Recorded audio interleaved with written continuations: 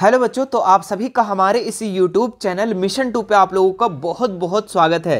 तो बच्चों, आज हम क्लास 10th का विज्ञान का 40 very very important objective question को करवाने वाले हैं, जो आपके 2024 एग्जाम के लिए बहुत ही ज़्यादा इंपॉर्टेंट है। मेरे प्यारे बच्चों, हम करवा रहे हैं तैयारी 2024 फाइनल एग्जाम की, और ये विज्ञान का चौथा वीडियो है। और यहाँ से आप लोगों के फाइनल एग्जाम 2024 में सवाल जरूर पूछे जाएंगे। तो चलिए फिर वीडियो को शुरू करते हैं, और इस मॉडल पेपर में जितने भी महत्वपूर्ण सवाल दिए गए हैं सभी सवालों को हम लोग एक एक करके देखते हैं। देखिए, इसका जो सबसे पहला क्वेश्चन है, काफी इंपॉर्टेंट क्वेश्चन है बच्चों, बहुत बार एग्जाम में पूछा गया सवाल है।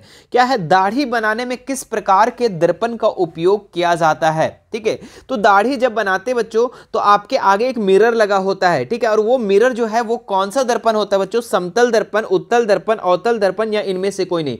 तो आप जहां दाढ़ी बनाते हो, जो आपके आगे मिरर लगा होता है, जो दर्पण लगा होता है, वो अवतल दर्पण होता है। यानी ऑप्शन नंबर सी इसका बिल्कुल राइट हो जाएगा। तो याद रखिएगा, दाढ़ी बनाने समय कहीं कहीं आपके एग्जाम में इस तरीके से लिखा रहता है हजामत बनाने समय। तो दाढ़ी बनाना, हजामत बनाना एक ही बात है। ठीक है, तो दाढ़ी बनाने समय जो दर्पण का उपयोग होता है वो अवतल दर्पण है ना।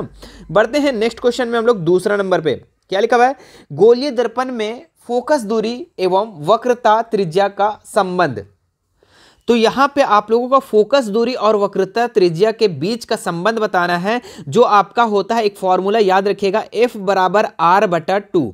ठीक है, यानी जो फोकस दूरी होता है वो वक्रता त्रिज्या का आधा होता है। ठीक है, तो ये इसका संबंध हो जाएगा F बराबर R/2। कहां पे है बच्चों? तो ऑप्शन नंबर बी में है। तो ऑप्शन नंबर बी इसका बिल्कुल राइट हो जाएगा। ठीक है, आगे बढ़ते हैं हम लोग तीसरे नंबर सवाल पे।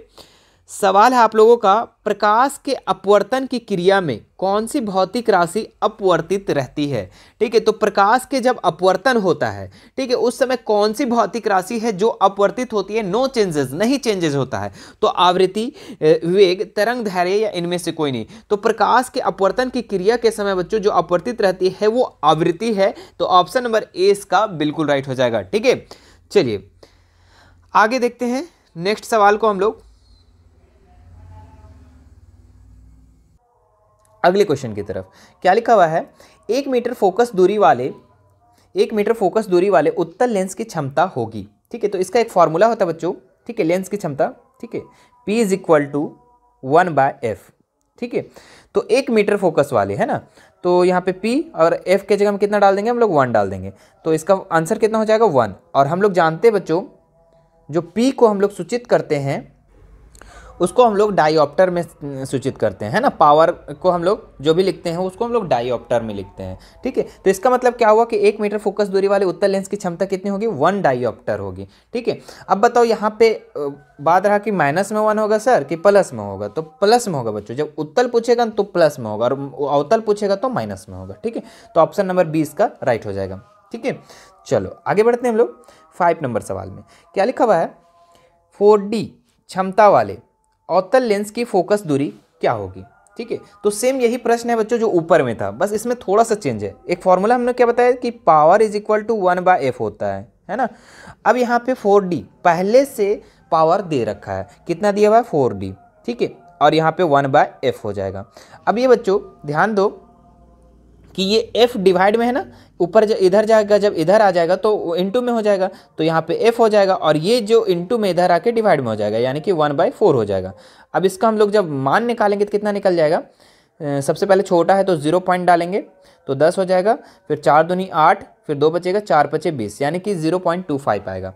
ठीक है, तो फोकस दूरी हमारा कितना आ गया? 0.25। लेकिन बच्चों ये जो है आपका मीटर में है, और हमारा किस में आंसर है? सेंटीमीटर में। तो इसको हम लोग सेंटीमीटर में कैसे चेंज करेंगे? इसमें से 100 को गुना कर देंगे। ठीक है, जब 100 को गुना करेंगे तो कितना हो जाएगा बच्चों? जल्दी से बताओ। 25 सेंटीमीटर है ना, 25 सेंटीमीटर इसका राइट आंसर हो जाएगा। 100 को 0.25 से गुना करेंगे तो 25 आ जाएगा, तो 25 सेंटीमीटर इसका राइट हो जाएगा। ठीक है, स्क्रीनशॉट ले सकते हैं बच्चों आप लोग। ठीक है, आगे बढ़ते हैं। देखिए यहाँ पे क्या है क्वेश्चन। ठीक है, देखिए चित्र को देख के अकबका मत जाइएगा। ठीक है, क्वेश्चन पहले पढ़िए। क्या लिखा? वाहन के अग्रदीपों में किस दर्पण का उपयोग किया जाता है? ठीक है, तो वाहन जो होता है बच्चों, जो गाड़ी होता है उसका एक अग्रद्वीप जो होता है, अग्रदीप यानी जिसको हम लोग हेडलाइट कहते हैं, ठीक है। तो ये जो देखिए यहाँ पे गाड़ी देख रहे हैं, ठीक है, लड़के को मत देखिएगा, ठीक है, गाड़ी को देखिएगा। यहाँ पे देखिए गाड़ी दिख रहा है, गाड़ी का हेडलाइट, ये इसको हेडलाइट बोलते हैं, ठीक है। और इसमें कौन सा दर्पण का उपयोग होता है? तो बच्चों इसको याद रखिएगा, गाड़ी के हेडलाइट में अवतल, किसका? अवतल का, अवतल दर्पण का उपयोग होता है। और यहाँ पे जो दिख रहा है बच्चों ये वाला, जिससे हम लोग पीछे की दृश्य को देखते हैं, जिसको हम लोग गाड़ी के साइड मिरर कहते हैं। और ये कौन सा दर्पण का उपयोग किया जाता है बच्चों? उत्तल का, ठीक है। किसका उपयोग किया जाता है? उत्तल दर्पण का, ठीक है। जो गाड़ी के हेडलाइट में होता है अवतल, और गाड़ी के साइड मिरर जो हम लोग पीछे के दृश्य को देखते हैं उसमें उत्तल का उपयोग होता है, ठीक है। तो इसका स्क्रीनशॉट ले लो पहले, ठीक है, कंफ्यूज नहीं होना है, ठीक है। अब देखिए क्वेश्चन क्या बोला था? हेडलाइट में, है ना, हेडलाइट में। तो हेडलाइट में अभी हम लोग क्या देखें? हेडलाइट में अवतल दर्पण का उपयोग होता है, तो अवतल दर्पण इसका राइट आंसर हो जाएगा। और यही क्वेश्चन बोल देता है कि गाड़ी के पीछे दृश्य को देखने के लिए कौन सा दर्पण है, मतलब साइड मिरर में कौन सा दर्पण का उपयोग होता है, तो उत्तल दर्पण लिखते हैं ना। चलो क्वेश्चन देखिए थोड़ा बहुत चेंज हो सकता है, ठीक है। बहुत सारे क्वेश्चन आप लोग को मॉडल सेट से मिलेगा, ठीक है। बहुत सारे क्वेश्चन कुछ अलग भी हो सकते हैं, ठीक है। पूरा 2 कॉपी तो मॉडल सेट से तो देगा नहीं, ठीक है। तो जहाँ तक है कि आप इस तरीके का क्वेश्चन को और भी आप लोग कर सकते हैं, ठीक है। आप हमसे जुड़े रहे बच्चों, ठीक है। तो हम दूसरे सेट भी इसी तरीके से बना के और आप लोग को बताऊंगा, ठीक है। इसी तरीके से मैं दूसरा सेट को तैयार करके अपने से बताऊंगा कि कौन कौन से इंपॉर्टेंट क्वेश्चन हो सकते हैं, ठीक है। तो देखिए इसमें से अब हम लोग आते हैं 7 नंबर क्वेश्चन में, ठीक है। क्या लिखा हुआ है? मानव नेत्र जिस भाग पर किसी वस्तु का प्रतिबिंब बनता है वह है, ठीक है। आप देखिए कोई किसी का आंख में आप देखते हैं तो आपका प्रतिबिंब उसमें दिखता है, आपका चेहरा उसमें दिखता है। तो वो कौन सा, किस भाग में दिखता है, ठीक है? कॉर्निया, परितारिका, पुतली या दृष्टिपटल? तो बच्चों इसका जो राइट आंसर हो जाएगा दृष्टिपटल। किस में हो जाएगा बच्चों? दृष्टिपटल। देखिए यहाँ पे आप चित्र में देख सकते हैं, देखिए आंख का ये चित्र बना हुआ है, ठीक है। अब दृष्टिपटल यहाँ पे, ठीक है, यहाँ पे जो है इंसान का जो आंख है वहाँ पे चित्र बनता है ना, प्रतिबिंब बनता है, तो ये हो गया दृष्टिपटल, ठीक है। चलिए आगे बढ़ते हैं बच्चों हम लोग। हाँ, क्या लिखा हुआ? सामान्य नेत्र का दूर बिंदु क्या है, ठीक है। तो सामान्य नेत्र का दूर बिंदु क्या है? जैसे कि किसी का आंख अगर अच्छा है, ठीक है, सामान्य नेत्र है यानी कि नॉर्मल है, ठीक है, किसी का चश्मा वगैरह नहीं लगा हुआ है, तो उसका दूर बिंदु क्या है, ठीक है। तो 20 सेंटीमीटर, 25 सेंटीमीटर, 100 सेंटीमीटर या अनंत। तो दूर बिंदु पूछा बच्चों तो अनंत लिखना है। क्या लिखना है? अनंत। और अगर निकट बिंदु बोला तो 25 सेंटीमीटर, ठीक है, याद रखना एकदम, ठीक है। यहाँ पे लोग कंफ्यूज कर जाता है, क्या कर देता है, तुरंत 25 सेंटीमीटर मार देता है। लेकिन दूर बिंदु पूछा तो अनंत लिखेंगे और निकट बिंदु पूछा तब 25 सेंटीमीटर मारेंगे, ठीक है। चलो आगे आते हैं हम लोग 9 नंबर सवाल में बच्चों। क्या लिखा हुआ है? नेत्र में जाने वाली प्रकाश की मात्रा का नियंत्रण कौन करता है? तो बच्चों नेत्र में जब आपकी आंख में प्रकाश जाता है, तो जब ज़्यादा प्रकाश जाता है तो आप आंख को छोटा कर लेते हैं, और जब प्रकाश कम पड़ता है तो आंख को हम लोग बड़ा कर लेते हैं। तो ये कौन नियंत्रण करता है इसका? तो बच्चों इसका राइट आंसर हो जाएगा पुतली। पुतली ही क्या करता है? ये नियंत्रण करता है प्रकाश, नेत्र में जो प्रकाश जाता है उसका नियंत्रण पुतली करता है, ठीक है। देख लीजिए आप पुतली कहाँ पे है, ठीक है। क्योंकि चित्र आप देख लेंगे ना बच्चों तो याद रहेगा, है ना। देखिए ये पुतली है आपका यहाँ पे, ठीक है, और पुतली ही क्या करता है? नियंत्रण करता है। चलो आगे बढ़ते बच्चों हम लोग अगले क्वेश्चन की तरफ। मानव नेत्र में प्रतिबिंब की प्रकृति क्या होती है, ठीक है। तो मानव नेत्र में प्रतिबिंब की प्रकृति क्या होती है? तो ये होता है बच्चों उल्टा और वास्तविक होता है। क्या होता है? उल्टा और वास्तविक होता है। इसका ऑप्शन नंबर डी इसका राइट हो जाएगा, ठीक है। आगे बढ़ते हैं बच्चों। क्या लिखा हुआ है? 1 किलोवाट निम्न में से किसकी इकाई है, ठीक है। तो यहाँ पे बच्चों इसका राइट आंसर हो जाएगा ऊर्जा का। 1 किलोवाट निम्न में से किसकी इकाई है? ऊर्जा का। अगर क्वेश्चन बोल दिया कि ऊर्जा का एक क्या है ना, ऊर्जा का सही मात्रक, तो क्या हो जाएगा? 1 किलोवाट। ऊर्जा का इकाई पूछ दिया तो 1 किलोवाट, और 1 किलोवाट किसकी इकाई है? तो ऊर्जा का। तो ऑप्शन नंबर 20 का राइट हो जाएगा। आगे बढ़ते हैं हम लोग। क्या है 12 नंबर में? कूलॉम्ब का एसआई मात्रक क्या है? तो विद्युत आवेश, विद्युत धारा, विभवांतर या प्रतिरोध? तो बच्चों इसका राइट आंसर हो जाएगा विद्युत आवेश, ठीक है। कूलॉम्ब का एसआई मात्रक विद्युत आवेश, याद रख लीजिएगा, ठीक है। चलो आगे बढ़ते हैं हम लोग। विद्युत मोटर एक युक्ति है जो परिवर्तित करती है, ठीक है। तो विद्युत मोटर बच्चों एक युक्ति है, तो वो क्या परिवर्तित करती है? तो आप लोग फैन वगैरह देखे होंगे घर में, है ना, घर में जो फैन होता है वो क्या है, एक मोटर है उसमें लगा होता है, ठीक है, और वो किस में परिवर्तित होता है, तो वो विद्युत ऊर्जा से यांत्रिक ऊर्जा में। क्यों बच्चों, क्योंकि आपका जो फैन होता है बच्चों वो क्या करता है, विद्युत ऊर्जा लेता है और इसको गोल गोल घुमाता है, तो गोल गोल घुमा रहा है वो क्या हो रहा है, यांत्रिक ऊर्जा में चेंज हो रहा है। विद्युत ऊर्जा से किस में चेंज हो रहा है, यांत्रिक ऊर्जा में। तो ऑप्शन नंबर 20 का राइट हो जाएगा। ठीक है, चलो आगे बढ़ते हैं हम लोग। जल का विद्युत अपघटन किस प्रकार की अभिक्रिया है। ठीक है, तो जल का विद्युत अपघटन, देखिए बच्चों, एक जल होता है, जैसे जल का सूत्र क्या होता है, H2O। अब इसमें हम लोग क्या करेंगे, करंट करेंगे, है ना, विद्युत अपघटन करेंगे, करंट डालेंगे, तो ये क्या हो जाएगा, H2 और O2 अलग अलग हो जाएगा, है ना। तो यहाँ पे देखिए ये कौन सी अभिक्रिया है, संयोजन या वियोजन या विस्थापन या द्विस्थापन। तो हमने क्या बताया था बच्चों इस वियोजन अभिक्रिया में कि एकल अभिकारक टूटकर जब छोटे छोटे उत्पाद में निर्माण होते हैं उसको हम लोग क्या कहते हैं, वियोजन अभिक्रिया। और संयोजन में क्या होता था कि दो या दो से अधिक अभिकारक मिलकर एकल उत्पाद का निर्माण करते हैं, है ना। तो यहाँ पे देखिए अभिकारक के साइड, ये देखो ये साइड को हम लोग क्या कहते हैं, अभिकारक। ठीक है, चलो, जो रासायनिक अभिक्रिया में भाग लेते हैं उसको अभिकारक कहते हैं, और ये जो हो गया बच्चों उत्पाद, ठीक है, जिस चीज़ का निर्माण होता है उसको हम लोग उत्पाद कहते हैं। ठीक है, तो ये हो गया इसका राइट आंसर, तो ऑप्शन नंबर इसका बी राइट हो जाएगा। आगे बढ़ते हैं बच्चों, क्या लिखा हुआ है, CuO Cu प्लस H2O। ठीक है, यहाँ पे कॉपर ऑक्साइड और हाइड्रोजन को मिला के कॉपर हो गया यहाँ पे अलग और H2O साथ हो गया। ठीक है, तो यहाँ पे बोल रहा है दिए हुए अभिक्रिया में किस प्रकार का उपचयन हो रहा है। तो उपचयन में क्या होता है बच्चों, जब ऑक्सीजन की वृद्धि होती है, ऑक्सीजन की क्या होती है, वृद्धि होती है, ऑक्सीजन का योग होता है, तो उसको हम लोग उपचयन कहते हैं। तो अब देखो कि इसमें से ऑक्सीजन का योग किस में हो रहा है, देखो कॉपर में तो ऑक्सीजन खत्म हो जा रहा है, लेकिन हाइड्रोजन में क्या हो रहा है, ऑक्सीजन का ऐड हो रहा है, एडिशन हो रहा है ना, योग हो रहा है। तो इसका राइट आंसर कौन सा हो जाएगा, हाइड्रोजन, है ना। हाइड्रोजन का क्या हो रहा है, उपचयन हो रहा है। ठीक है, और अपचयन बोल देता तो ऑक्सीजन की कमी, है ना। अपचयन इसमें से कौन सा हो रहा है बच्चों, यहाँ पे कॉपर ऑक्साइड अपचयन हो रहा है ना। तो चलो उपचयन पूछ रहा था तो इसका ऑप्शन नंबर डी राइट हो जाएगा। आगे बढ़ते हैं हम लोग, दिए गए चित्र में किस प्रकार की अभिक्रिया हो रही है। ठीक है, तो यहाँ पे क्या हो रहा है बच्चों कि एक कील, देखिए यहाँ पे लोहा का कील जो है ये किस में डाला जा रहा है, कॉपर सल्फेट में। ठीक है, तो क्या होगा, ठीक है, इसका हम एक समीकरण लिख देते हैं, उसी से समझ में आ जाएगा। देखिए जब कॉपर सल्फेट का सूत्र होता है CuSO4।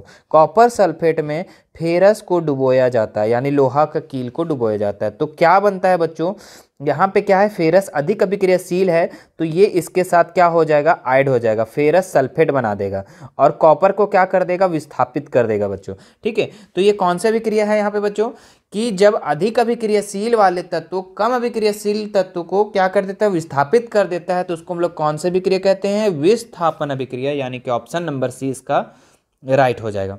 ठीक है, ऑप्शन नंबर सी इसका राइट हो जाएगा। विस्थापन अभिक्रिया किसको बोलते हैं हम लोग, जब अधिक अभिक्रियाशील धातु कम अभिक्रियाशील धातु को विस्थापित कर देता है ना। तो यहाँ पे देखिए, यहाँ पे फेरस जो है ज़्यादा ताकत वाला है और कॉपर क्या है, कम ताकत वाला है, तो कॉपर को भगा दिया और फेरस सल्फर डाइऑक्साइड सल्फेट के साथ अभिक्रिया कर लिया, है ना। चलो, तो ऑप्शन नंबर सी इसका राइट हो जाएगा। आगे बढ़ते हैं हम लोग, 17 नंबर सवाल में क्या लिखा हुआ है, निम्नलिखित में कौन प्राकृतिक सूचक का उदाहरण है। प्राकृतिक सूचक बोला है ना, तो मिथाइल ऑरेंज ये बच्चों मानव निर्मित सूचक है, ठीक है, कृत्रिम सूचक है, और फिनोफ्थलेन ये भी कृत्रिम सूचक है। लिटमस पत्र ये प्राकृतिक सूचक है बच्चों, क्यों, क्योंकि ये लिचेन नामक पौधा से निकाला जाता है। पौधा क्या है, प्राकृतिक है, और वहाँ प्राकृतिक सूचक हो गया बच्चों। ठीक है, इसी से हम लोग क्या करते हैं, अम्ल और क्षारक का पता लगाते हैं ना। चलो, तो ऑप्शन नंबर सी इसका राइट हो जाएगा। आगे बढ़ते हैं हम लोग,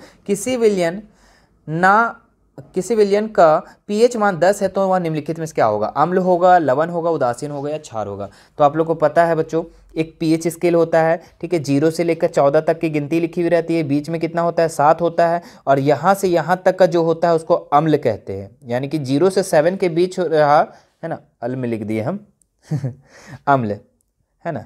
तो 0 से 7 के बीच रहा तो उसको अम्ल कहेंगे, और जो 7 से 14 के बीच रहेगा उसको हम लोग क्षारक कहेंगे, ठीक है, और जो बीच में रहा उसको हम लोग उदासीन कहेंगे। ठीक है, इसका स्क्रीनशॉट ले लो पहले, ठीक है, उसके बाद बता रहे हैं। ले लिए। अब देखो यहाँ पे क्या है 10 है, अब बताओ 7 और 10 के बीच जो भी आएगा वो क्या आ जाएगा, क्षारक में आ जाएगा। तो ऑप्शन नंबर इसमें कौन सा हो जाएगा, ऑप्शन नंबर डी इसका राइट हो जाएगा। ठीक है, यही चीज़ रहता है कि एक विलियन का पीएच मान 4 है, 3 है, 2 है, तो वो अम्ल में चला जाता है, और यहाँ पे 7 से अधिक हो गया तो 4। अगर क्वेश्चन पूछ दिया कि 7 के बराबर होता तो क्या होता, तो उदासीन होता है ना। चलिए, तो इसमें से हम लोग को पूछ दिया था 10 का, है ना, 7 से अधिक, तो ऑप्शन नंबर डी इसका राइट हो जाएगा। चलिए आगे बढ़ते हैं बच्चों हम लोग। क्या लिखा हुआ है, दिया गया चित्र क्या सूचित करता है। ठीक है, तो आप लोग देखे होंगे बच्चों, कोई अम्ल वगैरह वैसा चीज़ आपके घर में आता होगा तो इस तरीके से साइन बना होगा, है ना, इस तरीके से। तो ये साइन क्या बताता है, ये बताता है बच्चों कि जो अम्ल है उसको हथेली पे, खुली हथेली पे नहीं लेना चाहिए। देखिए अगर हथेली पे ले लेंगे तो यहाँ देखिए दिख रहा है ना, इस तरीके से दुर्घटनाग्रस्त हो जाएगा, है ना, इस तरीके से आपका हाथ खराब हो सकता है।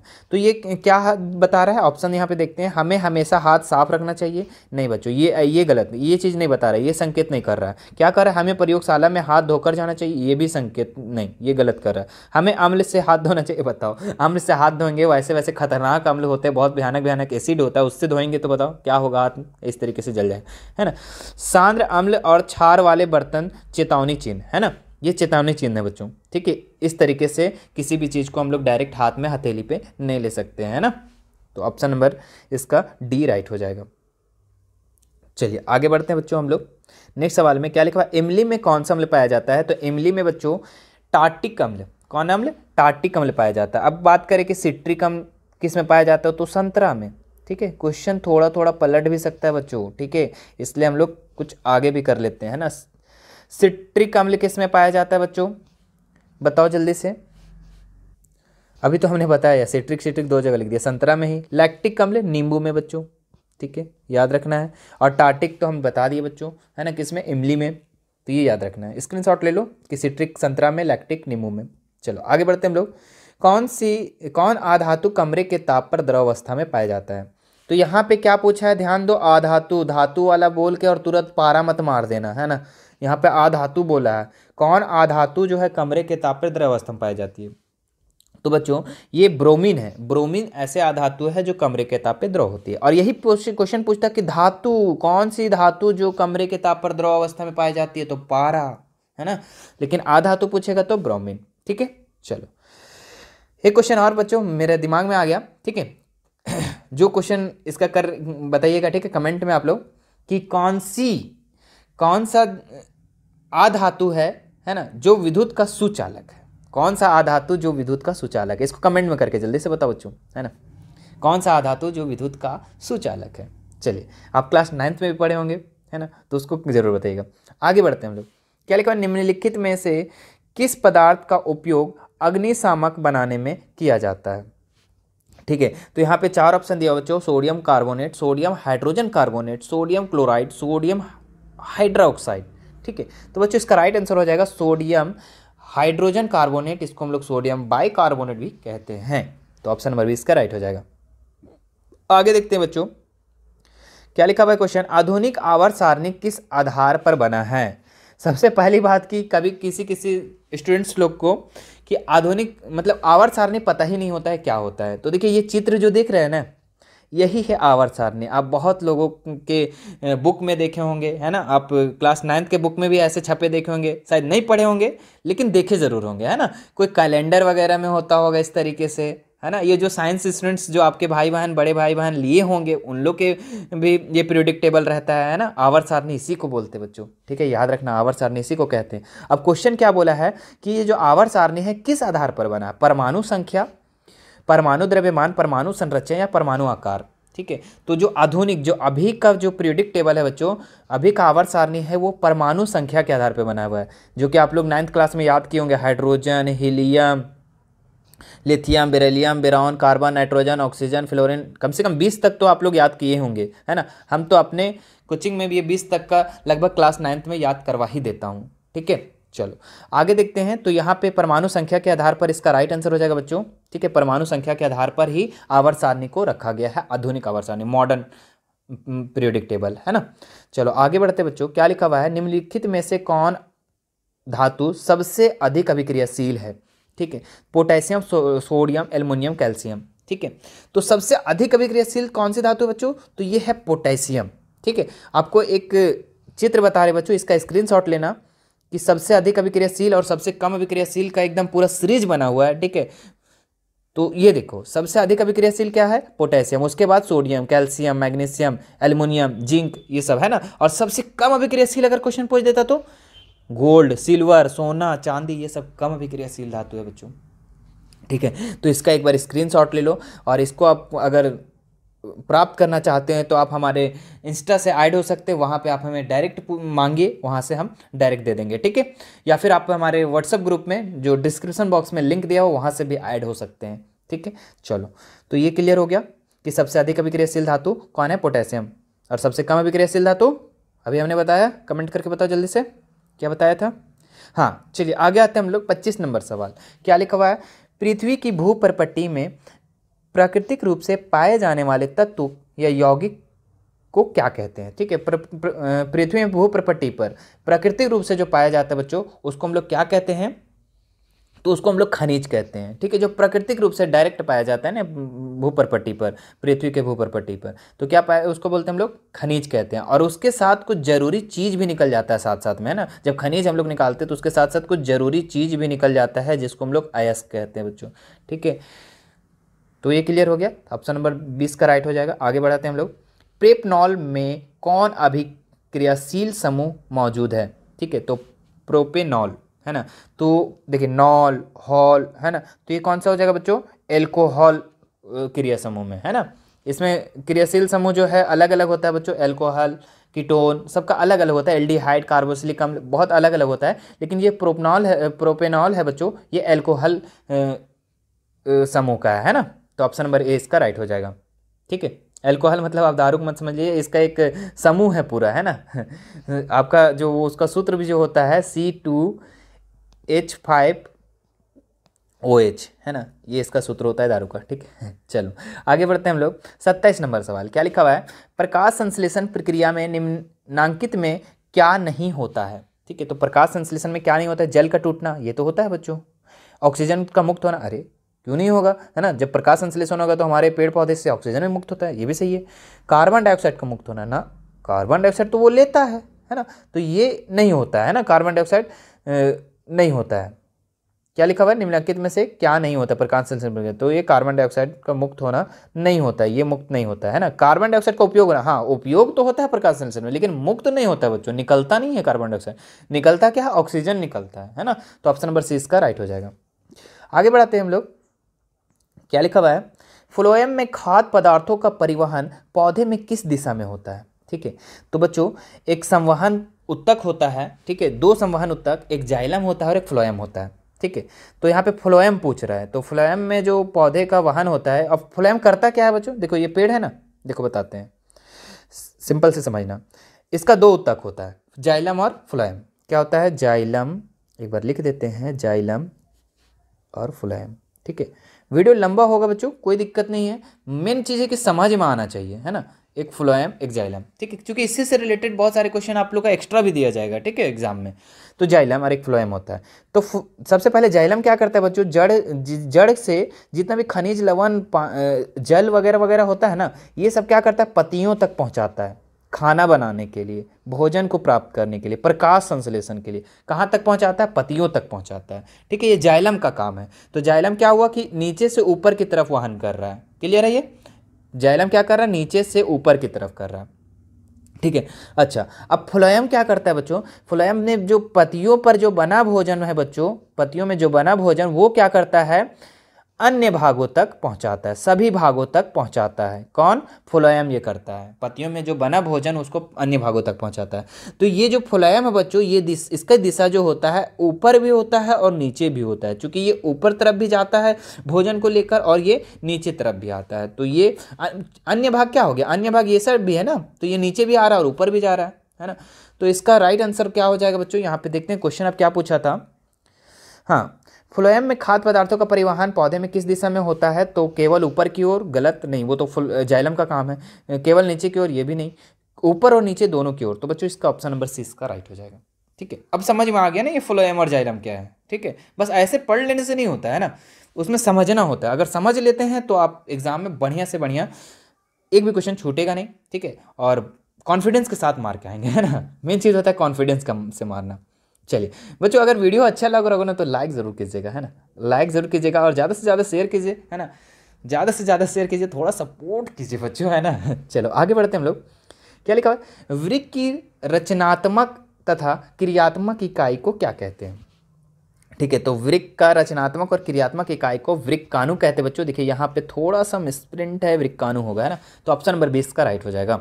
आगे बढ़ते हैं बच्चों हम लोग। फल को पकाने के लिए कौन सा हार्मोन उत्तरदायी होता है? ठीक है, तो फल को पकाने के लिए कौन सा, ऑक्सिन, जिबरेलिन, एथिलीन या फिर पसाइटोकिनिन? ठीक है, तो बच्चों इसका राइट आंसर हो जाएगा जिबरेलिन। ठीक है, फल को पकाने के लिए कौन सा हार्मोन उत्तरदायी है? जिबरेलिन। ठीक है, चलो आगे बढ़ाते हैं हम लोग। क्या लिखा हुआ है, एस्ट्रोजन स्रावित होता है। ठीक है, तो ये अंडाशय में थायराइड द्वारा, वृषण द्वारा, प्यूटरी द्वारा। एस्ट्रोजन जो है बच्चों ये किसका है, ये किस में होता है? एस्ट्रोजन जो होता है बच्चों, एस्ट्रोजन जो होता है वो होता है स्त्रियों में होता है ना, किस में होता है? स्त्रियों में। और ये किस में होगा बच्चों? अंडाशय, थायराइड, वृषण या प्यूटरी। तो बच्चों स्त्रियों में ही अंडाशय होता है, तो ये हमारा ऑप्शन नंबर ए इसका राइट हो जाएगा। ठीक है, प्रोस्टेशन कहता तो हमारा वो पुरुषों में हो जाता। ठीक है, आगे बढ़ते बच्चों हम लोग 32 नंबर सवाल में। क्या लिखा हुआ है, नर युग्मक और मादा युग्मक के संलयन को क्या कहते हैं? तो नर युग्मक बच्चों, ठीक है, और मादा युग्मक के संलयन को हम लोग निषेचन कहते हैं, तो ऑप्शन नंबर 20 का राइट हो जाएगा। आगे बढ़ते 35 नंबर सवाल दिया गया बच्चों। देखिए क्या दिया हुआ है, दिए गए चित्र में कौन सा जनन हो रहा है? ठीक है, तो यहाँ पे देखिए हाइड्रा का चित्र दिया गया है, और ये किस तरीके से जनन हो रहा है बच्चों? मुकुलन, विखंडन, द्विविखंडन या पुरजनन? तो बच्चों इसका जो राइट आंसर हो जाएगा, हाइड्रा जो होता है इसका जनन जो होता है मुकुलन द्वारा होता है, यानी कि ऑप्शन नंबर ए इसका राइट हो जाएगा। आगे बढ़ते बच्चों, क्या लिखा हुआ है, पक्षी और चमगादड़ के पंख है, तो कैसे अंग है ना? पंख जो पक्षी और चमगादड़ के पंख है कैसे है? समजात अंग है, अवशेषीय अंग है, जीवाश्म या फिर असमजात? ठीक है, तो पक्षी और चमगादड़ के जो पंख है बच्चों वो समरूप है। क्या है? समरूप है। ठीक है, जो कि ऑप्शन में नहीं दिया हुआ है। समरूप में क्या हो जाता है बच्चों कि जो दोनों का जो पंख है वो उड़ने का काम कर रहा है। ठीक है, तो ये क्या हो गया? समरूप हो गया। तो समजात तो होगा नहीं, अवशेषीय तो होगा नहीं, और जीवाश्म तो होगा नहीं, असमजात हो जाएगा बच्चों। क्यों? क्योंकि समजात नहीं है तो असमजात हो जाएगा। ठीक है, समरूप हो जाएगा, तो ऑप्शन नंबर डी इसका राइट हो जाएगा। ठीक है, आगे बढ़ते हैं। मेंडल ने अपने प्रयोग के लिए किस पौधे को चुना? तो मेंडल ने अपने प्रयोग के लिए जो पौधा चुना था बच्चों वो मटर चुना था। ठीक है, मटर के दाने को चुना था, तो ऑप्शन नंबर सी इसका राइट हो जाएगा। आगे देखते हैं, निम्नलिखित में से कौन उत्पादक है? ठीक है, तो यहाँ पर बच्चों आप लोग को सबसे पहले आहार श्रृंखला के बारे में जानना होगा। क्या है ना कि दुनिया में जितने भी चीज़ हैं वो भोजन के लिए एक दूसरे पर निर्भर है, ये तो आपको पता है। ठीक है, तो यहाँ पे एक चित्र दिखाएगा बच्चों, इस चित्र को देखो ध्यान से कि देखो यहाँ पे सबसे पहला नंबर में आप लोग का आ जाता है घास, घास के बाद टिड्डा, उसके बाद मेंढक, सांप और बाज। ठीक है, तो यहाँ पे देखो घास को कौन खाता है? टिड्डा, टिड्डा को कौन खाता है? मेंढक, मेंढक को कौन खाता है? सांप, सांप को कौन खाता है? बाज खाता है। ठीक है, इसी तरीके से बहुत सारे श्रृंखला दिए हुए हैं, 3 श्रृंखला है जिसमें से हम एक श्रृंखला को यहाँ पे बता रहे हैं। ठीक है, तो यहाँ पे सबसे पहले नंबर पे क्या आ जाता है? पौधा आ जाता है बच्चों। ठीक है, तो यहाँ पे देखो पहले नंबर पे हमारे कौन सा हो जाएगा? तो पहला आहार श्रृंखला में हमारा पौधा आ जाएगा, पौधा में हमारा क्या आ जाएगा? घास, तो ऑप्शन नंबर सी इसका राइट हो जाएगा। ठीक है, अब यही चीज़ द्वितीयक पूछता तो हमारा द्वितीयक में टिड्डा हो जाता है ना, तृतीयक पूछता तो मेंढक हो जाता, सांप हो जाता, इस तरीके से, है ना। आगे देखिए क्या लिखा हुआ है, किसी आहार श्रृंखला में शाकाहारी का निर्माण होता है। तो शाकाहारी का निर्माण कहाँ होता है बच्चों? प्रथम पोषी स्तर में, द्वितीय पोषी स्तर में, तृतीय पोषी स्तर या चतुर्थ पोषी स्तर। ठीक है, तो बच्चों आप लोग को ये पता होना चाहिए कि सबसे पहले जो होता है आपका पादप।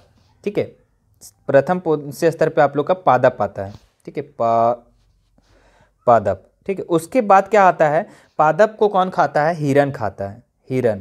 ठीक है, उसके बाद हिरण, उसके बाद आता है मानव बच्चों, क्योंकि मानव, पादप और हिरण मतलब शाकाहारी और मांसाहारी दोनों है। ठीक है, तो ये मानव आ जाएगा। मानव के बाद क्या आ जाएगा बच्चों? शेर आ जाएगा। ठीक है, उसके बाद शेर के बाद, शेर को जीवाणु विषाणु लोग खाता है, यानी कि अपघटक हो जाएगा, है ना, अपघटक, अपघटक। ठीक है। तो इसमें से सबसे पहले देखो यहाँ पे पहला नंबर पे पादप आ जाएगा, दूसरे नंबर पे हिरण। तो हमको क्या पूछ रहा है, शाकाहारी। तो शाकाहारी अभी तक कहाँ था, हिरण में था, यानी कि द्वितीय पोषीय स्तर में आप देखें तो शाकाहारी का निर्माण हो रहा है ना। लेकिन यहीं पे अगर मानव पूछ देता तो वहाँ से मांसाहारी भी हो जाता। क्यों? क्योंकि मानव जो है सब चीज़ खाता है, शाकाहारी भी पेड़ पौधा भी खा लेता है और कुछ भी खा लेता है, मांस मछली जो मिला है ना, कीड़ा मकोड़ा यहाँ तक के खा लेता है। चीन वाले को तो पता होगा ना उन लोग तो दोनों खा लेता है। तो यहाँ पे शाकाहारी का निर्माण कहाँ होता है, तो द्वितीय पोषीय स्तर में। ये प्रथम पोषीय स्तर, द्वितीय पोषीय स्तर, ये तृतीय में आ जाएगा ये सब, है ना।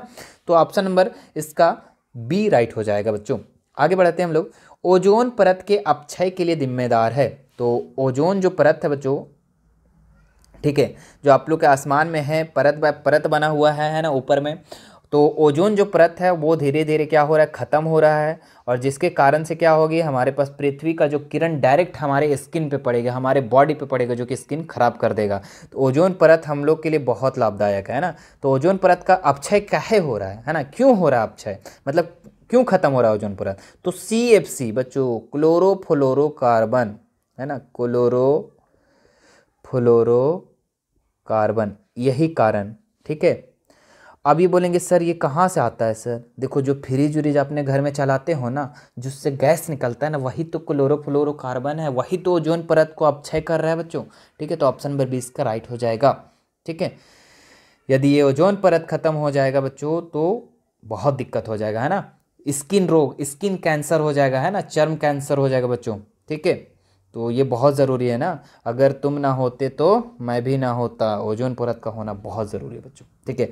चलो आगे बढ़ते हैं हम लोग। 39 नंबर सवाल में क्या लिखा हुआ है, निम्नलिखित में कौन जैव ऊर्जा का स्रोत का उदाहरण नहीं है। लकड़ी, ये तो जैव मात्रा है। गोबर गैस, ये भी है। नाभिकीय ऊर्जा, ये नहीं है बच्चों। ठीक है। तो ऑप्शन नंबर 6 का राइट हो जाएगा। नाभिकीय ऊर्जा जो जैव मात्रा नहीं आता है। ठीक है। लकड़ी, गोबर गैस, कोयला, ये सब हमारा जैव मात्रा में आता है। नाभिकीय ऊर्जा जो है ये नहीं आता है। तो ऑप्शन नंबर 6 का राइट हो जाएगा। आगे बढ़ते हैं हम लोग। क्या लिखा हुआ, पवन ऊर्जा उत्पादन के लिए पवन की चाल न्यूनतम कितनी होनी चाहिए। आप लोग देखे होंगे बच्चों, ठीक है, आप कभी जाते होंगे तो यहाँ पे पवन चक्की बना होगा, आपके बुक में भी बना होगा बच्चों, पवन चक्की, है ना। तो पवन चक्की जो वहाँ पे उत्पादन होता है ना, वहाँ जो ऊर्जा उत्पादन होता है, विद्युत उत्पादन होता है, उससे भी विद्युत उत्पादन होता है, तो उत्पादन होता है, तो उसमें जो हवा की चाल कितनी होनी चाहिए, तो 15 किलोमीटर प्रति घंटा होना चाहिए बच्चों, तभी वहाँ पे जो विद्युत का उत्पादन हो सकता है, अन्यथा नहीं हो सकता। तो न्यूनतम इतना।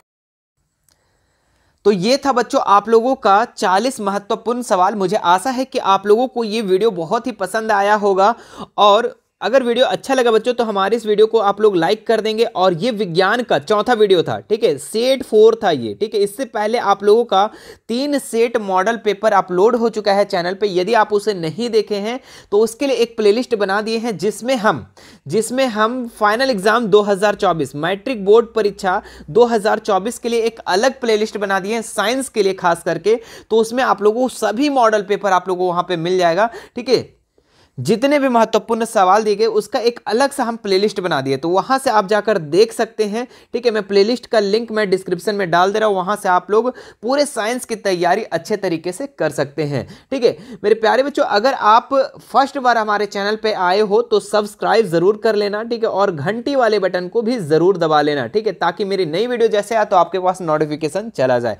ठीक है। तैयारी 2024 में बच्चों आप लोगों को साइंस का भी, ठीक है, साइंस का, मैथ का और सोशल साइंस का, ठीक है, SST, तीनों सब्जेक्ट का तैयारी अभी करवाया जा रहा है। ठीक है। इंग्लिश का भी बहुत जल्द स्टार्ट हो जाएगा। तो आप लोगों को पूरे के पूरे चीज को देखना है।